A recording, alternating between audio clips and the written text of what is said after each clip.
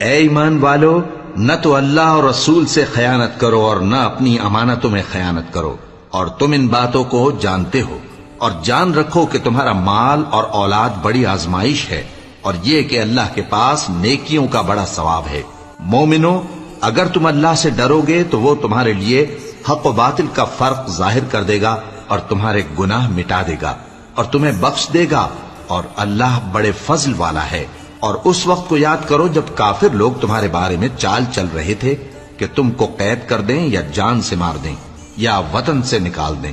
تو ادھر تو وہ چال چل رہے تھے اور ادھر اللہ تدبیر کر رہا تھا، اور اللہ بہترین تدبیر کرنے والا ہے۔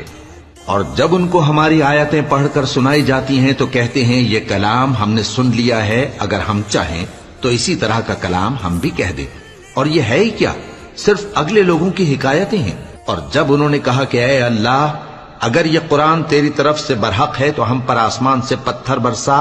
یا کوئی اور تکلیف دینے والا عذاب بھیج دے،